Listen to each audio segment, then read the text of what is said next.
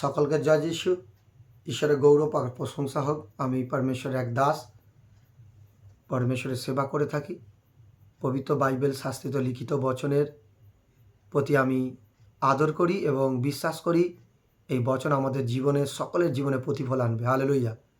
আপনি যদি খ্রিস্ট বিশ্বাসী হয়ে থাকেন, অবশ্যই আপনি এই ভিডিওকে দেখবেন, সাবস্ক্রাইব করবেন। প্রত্যেক দিন ভিডিওকে আপনি পাবেন, ঈশ্বরের জ্ঞানকে আপনি জানতে পারবেন। আমি এক বচনকে পড়ব, সেই বচন খুবই গুরুত্বপূর্ণ বচন প্রত্যেকটা আধুনিক সন্তানের জীবনে। যে সমস্ত সন্তানরা ঈশ্বরকে পেয়েছেন, এই বচনকে ফলো করবেন, আপনার গ্রোথ বাড়বে, আপনার গ্রেস আসবে, আর ঈশ্বরের মাসা আপনার জীবনে আসতে থাকবে। হালেলুয়া। আমি মার্ক লিখিত সুসমাচার 14 নম্বর অধ্যায় 38 নম্বর পদকে যদি আমরা পড়ি, আপনি দেখতে পারবেন ওখানে লেখা আছে যে 38 নম্বরেতে লেখা আছে, তোমরা জাগিয়া থাকো, প্রার্থনা করো, যেন পরীক্ষায় না পড়ো। আত্মা ইচ্ছুক বটে, কিন্তু মাংস দুর্বল। সর্বসময় পরমেশ্বর পিতা আমাদেরকে কি বলছে, মেসেজ দিচ্ছে তার পবিত্র আত্মা দ্বারায়, যে তোমরা জাগিয়া থাকো, প্রার্থনা করো, পরীক্ষায় না পড়ো। কিসে জেগে থাকতে বলছে? সারা দিন রাত জেগে থাকতে, না ঘুমিয়ে, না, জেগে থাকতে বলছে আত্মাতে। আত্মাতে জেগে থাকতে বলছে। কেন? আমাদের জীবনে একটা আত্মা আছে, সেই আত্মাতে যেন আমরা জেগে থাকি। আত্মার যেন আরাধনা করতে থাকি, আত্মাতে জেগে থাকি।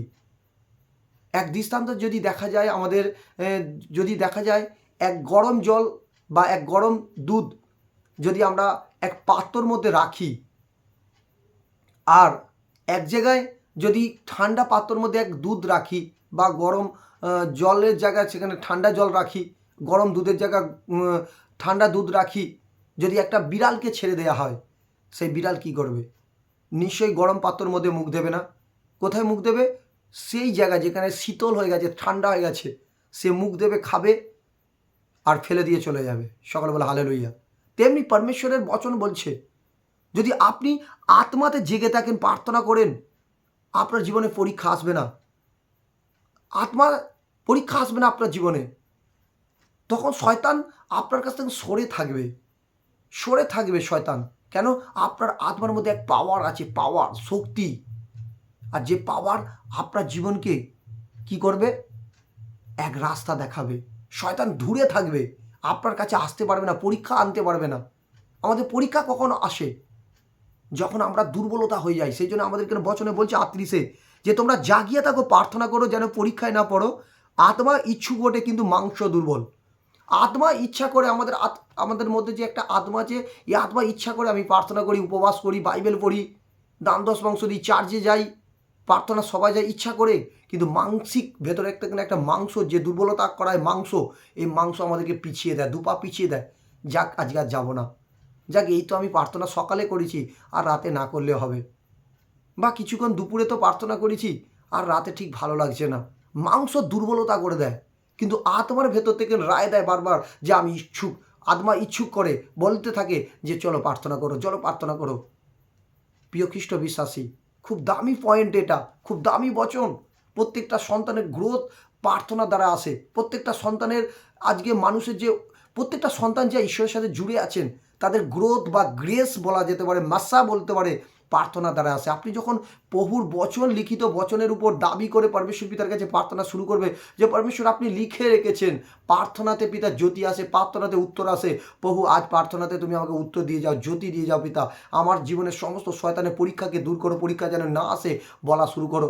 কেন ওই সময় পিতরদেরকে বলেছিল, শিষ্যদেরকে বলেছিল, তোমরা 1 ঘন্টা প্রার্থনা করার কি তোমাদের ইচ্ছা হলো না? তোমরা জাগিয়ে থাকো, প্রার্থনা করো, তোমরা পরীক্ষায় না পড়ো। অর্থাৎ আমরা সেই ঈশ্বরের এক সন্তান হতে পারে, আমরা যিশু সেই শিষ্য। আর সেই শিষ্য আমরা প্রত্যেকেই, আমাদেরকে মেসেজ দিচ্ছে পরমেশ্বর, যে আপনারা প্রত্যেকেই যেন প্রার্থনাতে জেগে থাকি। প্রার্থনার দ্বারাই আমরা প্রত্যেকে জয়লাভ করতে পাবো। প্রার্থনার দ্বারা আমাদের জীবনে বড় আশিসকে দেখতে পাবো। প্রার্থনার দ্বারা আমাদের পরিবারে শান্তিকে দেখতে পাবো, মঙ্গলকে দেখতে পাবো। সেই জন্য এই মেসেজ আপনাদেরকে দিচ্ছি, আপনি যে কোনো প্রান্তে থাকুন না কেন, ঈশ্বরের প্রতি ভরসা রাখুন, বিশ্বাস রাখুন। ঈশ্বরের বাইবেল লিখিত বচন দ্বারা আপনি প্রার্থনা শুরু করুন, পরমেশ্বরের কাছে রিলেশান শুরু করুন। আর সেই রিলেশান যখন আপনি পরমেশ্বরের কাছে শুরু করে দিয়েছেন, চালু দিয়েছেন, পবিত্র আত্মা স্বর্গ থেকে এসে আপনার জীবনে থাকা সমস্ত মন্দ জিনিসকে দূর করবে এবং বড় আশিসকে দেবে যিশু নামে। হালেলুয়া।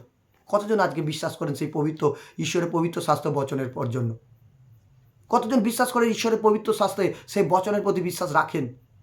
পবিত্র শাস্ত্র বচনে পবিত্র আত্মা প্রভু যিশু বলে গিয়েছিল। তাই এই বচনকে ফলো রাখবেন, এই বচন আপনি আপনার জীবনে আশিসকে দেখতে পাবেন। সকলকে জয় মসিহ কি, গড ব্লেস ইউ।